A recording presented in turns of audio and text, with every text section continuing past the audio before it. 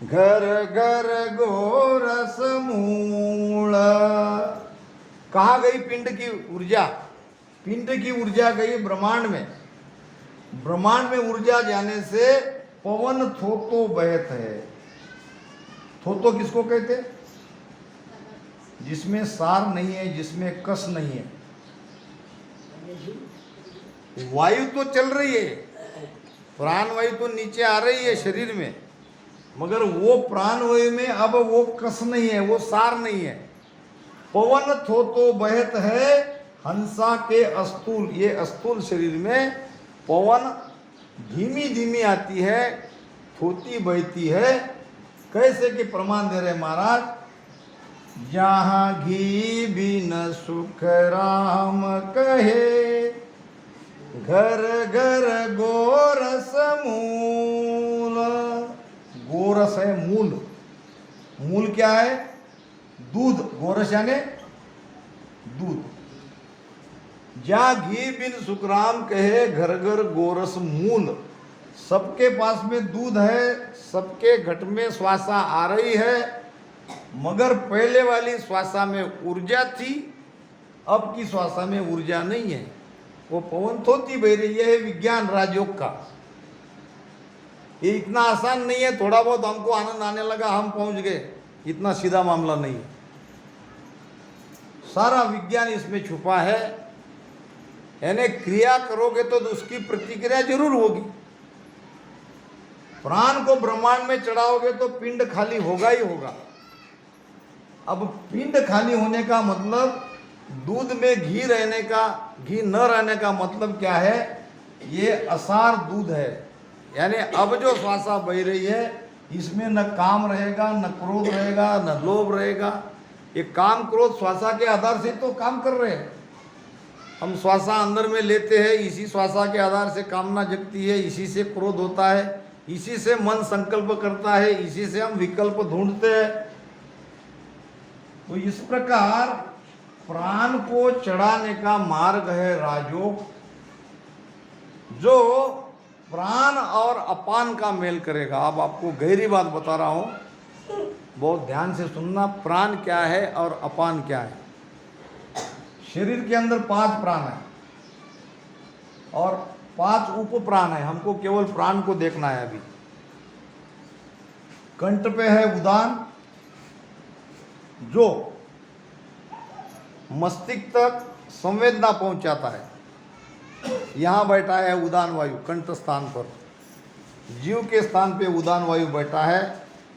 यहाँ वो आँख से देख रहा है, कान से सुन रहा है, रसना से स्वाद ले रहा है। ये उदान वायु के द्वारा हमारा कार्य यहाँ पे हो रहा है। फिर नीचे बैठा है हृदय पे प्राण, जो धड़कता है। धड़कन बंद हो गई तो प्राण निकल जाता है। नीचे बैठा है समान नाभि में। समान वायु का कार्य है सारे शरीर को पहुंचाना। जो भी हम खाते हैं, अनाज, जल, आहार जो भी है वो नाभि में जाता है। और नाभि में बैठा है समान वायु नाड़ियों के द्वारा। 72,000 नाड़ियाँ नाभि से कनेक्ट है और ये 72,000 नाड़ियों के द्वारा समान वायु सारे शरीर को ये आहार पहुंचाता है। इसीलिए हमारे हर एक अंग जीवित है। हाथ पैर, हाथ यहाँ है, पैर नीचे है, सब इंद्रिय जीवित इसलिए है कि ये समान वायु के द्वारा, ये समान वायु अपना कार्य कर रहा है, सबको बांट रहा है। एक उखार एक घर जी में दुबद्या रहे न कोई।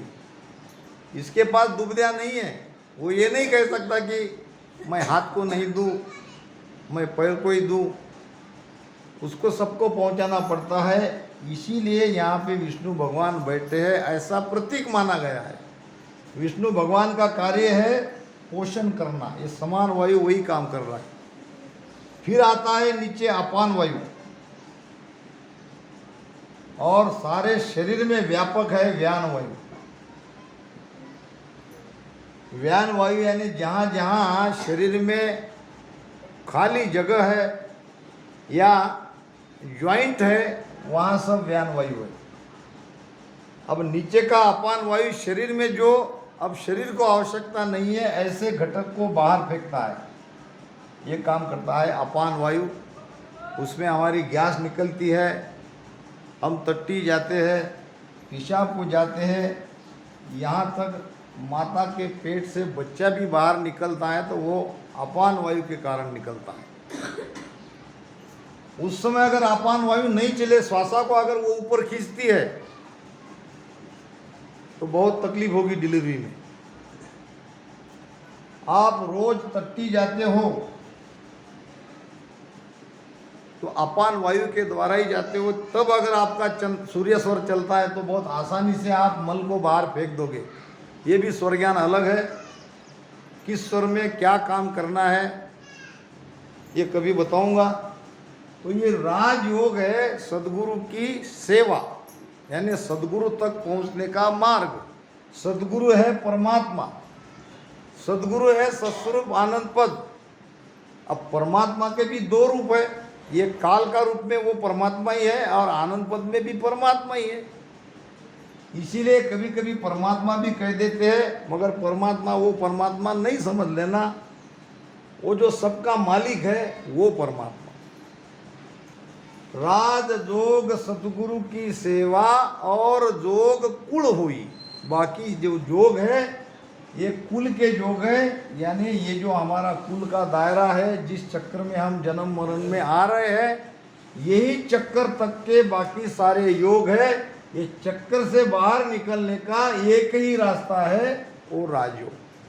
अब राजयोग कैसे फलित होता है? दोयने जागुरु लाविया हो पीढ़ी एक बनाय। दोयने जागुरु लाविया हो पीढ़ी एक बनाय। दोय नर लागा खेचना हो यो गुरु काढ़्यो आय। नहीं तर डूबाता देवाय। नहीं तर डूबाता। ये दोय नेजा क्या है? दोय नेजा, नेजा कहते हैं रस्सी को, वो भी छोटी रस्सी नहीं, बड़ी रस्सी को क्या कहते? इतनी जाड़ी रस्सी, धान तो अपन बोलते नहीं, आप मराठी में बोलते, हिंदी में क्या बोलते हैं? जो भी है वो आप समझ गए, वो है दो नेजा।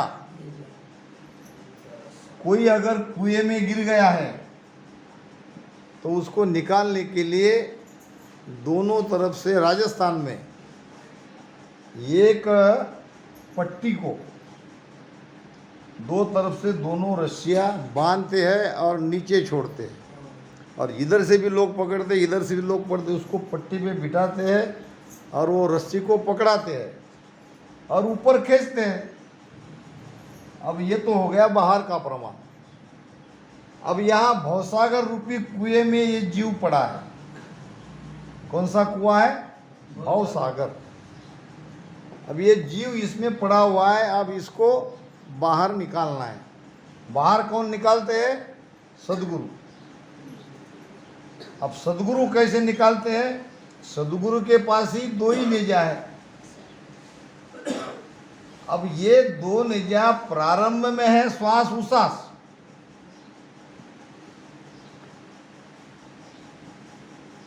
प्रारंभ में ये दो नेजा है श्वास उश्वास, फिर होता है प्राण अपान, और फिर होता है अरद उरद। अरद उरद, यह है दो नेजा।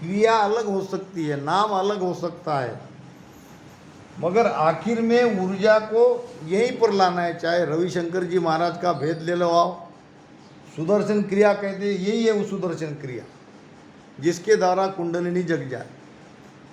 और हमारी क्रिया सबसे आसान है, कुछ भी नहीं करना पड़ता। नीचे श्वासा लंबी जाने दो और नीचे जो आपान जा रहा है उसको जाने मत दो, आपान को प्राण में मिलाओ, ये आसानी से खुल जाएगी। ये महाराज कह रहे हैं कि दोए नेजा गुरु लाविया हो पीढ़ी एक बनाए। ये प्राण और अपान ये दो रस्सी है और दो रस्सी को मिलाओ, एक बनाओ।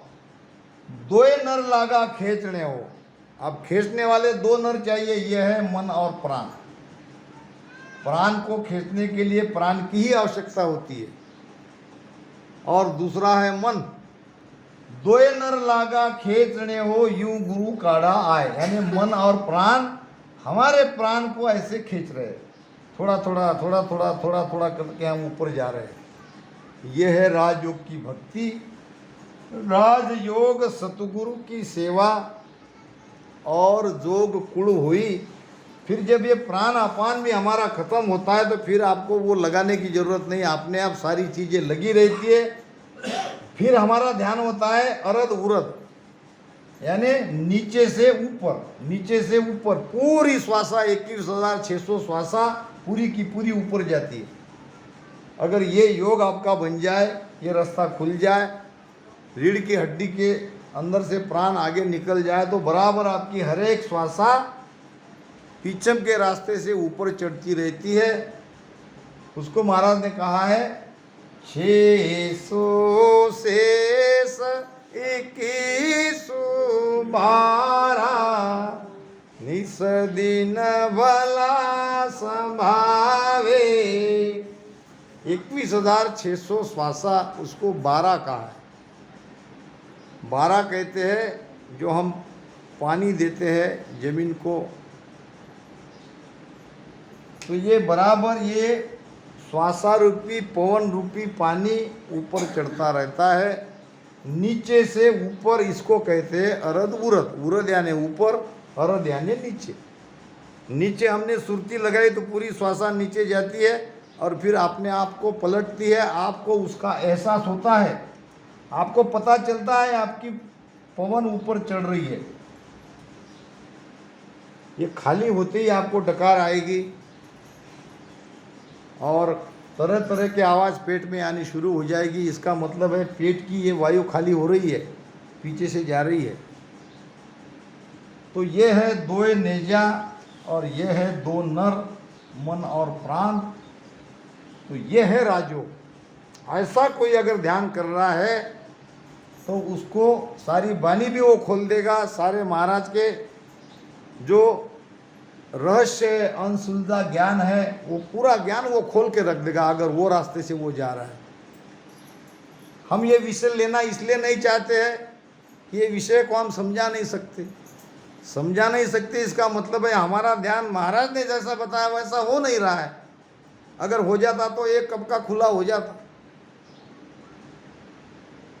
तो यही एक कारण है कि हम पूरी तरह से ज्ञान को समझ ही नहीं पाए और ध्यान करने लगे। समझा बिन सिवरन नहीं, ये भी महाराज कह रहे हैं। आप समझे ही नहीं हो, आप वाणी के भेद को ही नहीं समझे हो। और वाणी तो सब समझ ली, उपदेश समझ लिया, चेतावनी समझ ली, क्या करना चाहिए ये भी समझ लिया, किससे क्या होता है, कौन से कर्म से क्या होता है ये भी सारा समझ लिया। नहीं समझा तो भेद नहीं समझा। प्राण को 10वें द्वार से बाहर कैसे निकाला जाता है ये नहीं समझा और हम भजन करने लग गए। और महाराज कहते हैं कि समझा बिन सिमरन नहीं, वो सुमिरन नहीं है, वो मेरा सुमिरन नहीं है, वो और किसी का सुमिरन हो सकता है। मेरा सुमिरन अगर है तो मेरे ज्ञान को समझो।